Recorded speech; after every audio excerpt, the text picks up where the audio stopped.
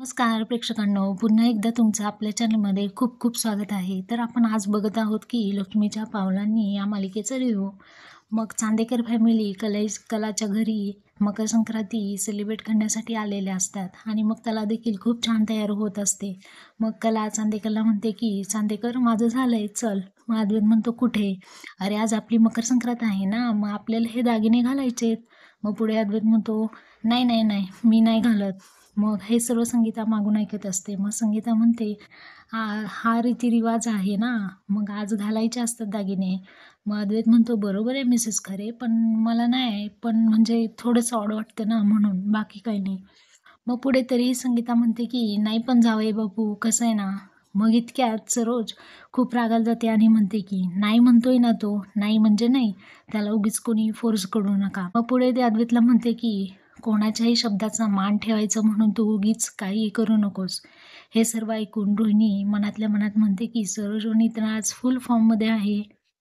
मग संगीता म्हणते सरोज मॅडम मी काही बोलणार. इतक्यातच तो म्हणतो की माझा शब्द, सरोज म्हणते माझा शब्द फायनल असतो. मग संगीता देखील गप्प बसलेली आपल्याला पाहायला भेटते.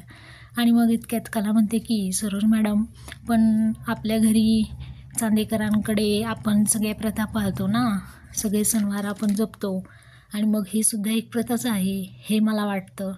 मला वाटतं की चांदेकरने पण दागिने घालावे, त्याची पण ही पहिलीच मकर संक्रांत आहे ना. मग तिकडे घरी गेल्यानंतर आजोबा पण विचारतील त्याला, त्याने दागिने घालून फोटो काढले का? मग हो ना. मग सरोज म्हणते आबांचं नाव काढून त्याला काय ब्लॅकमेल करतेस गं? कला म्हणते ब्लॅकमेल म्हणजे काय? मी फक्त एवढंच म्हणते की सर्व सण रीतिरिवाजाप्रमाणे व्हावेत, इतकंच. मग इतक्यात अद्वैतला आबांचा फोन येतो व तो म्हणतो यांना 100 वर्ष आयुष्य आहे. तो फोनवरती म्हणतो हां आबा. मग आबा म्हणतात तिकडे पोचल्यावरती काय फोन नाही आला आणि तिकडच्यांनी बी नाही केला. मग अद्वैत म्हणतो सॉरी आबा, पोचलो आम्ही वेळेत. मग आबा म्हणतात वादावादी भांडण. पुढे अद्वैत म्हणतो सगळ्यांकडे बघतो व चाच पडतच म्हणतो की भांडण वगैरे नाही आबा नाही. मग आबा म्हणतात काय नाही नवं, उत्तम आहे ना. मग सगळं ठीक आहे म्हणतो.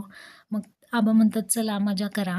पुढे आबा म्हणतात आणि हो, जोडीनं हलव्याचे दागिने घातलेला फोटो काढ आणि तो आपल्या ग्रुपवरती पाठव. मग तू इकडे आलास की नाही, तुझ्या आजीने घातलेले हलव्याच्या दागिन्यांचा फोटो पण मी दाखवतो. अरे समद्यांचे फोटो आहेत आपल्याकडं. मग पुढे आबा म्हणतात की अरे चंद्रकोरीतल्या सोनेरी आठवणी असतात त्या. मग अद्वैत म्हणतो ठीक आहे आबा. आबा म्हणतात ठीक आहे मग आता मी फोन ठेवतो. मग त्यानंतर कलाला उत्सुकता असते की काय म्हणलेले असतात आबा. मग कला म्हणते आबा काय म्हणाले? अद्वैत म्हणतो घाल म्हणाले.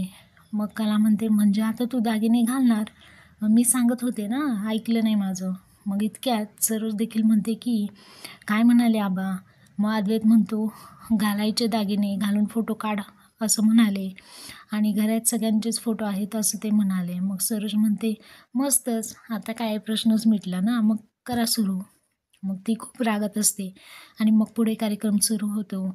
कलाची आई कलाला दागिने घालते आणि अद्वैतला तिचे वडील दागिने घालत असतात आणि मग ते दोघे पुढे मस्त तयार होतात. पुढे संगीता म्हणते की लय छान दिसतोय ना हा जोडा, कुणाची बी नजर लागायला नको, म्हणून ती हाताने दृष्ट काढते. आणि मग कलाचे बाबा म्हणतात की घ्या तो गुच्छ जावे बापू आणि द्या कलाला. मग अशा पद्धतीने कला आणि अद्वैत यांचे दागिने घालून मस्तपैकी फोटोशूट करतात.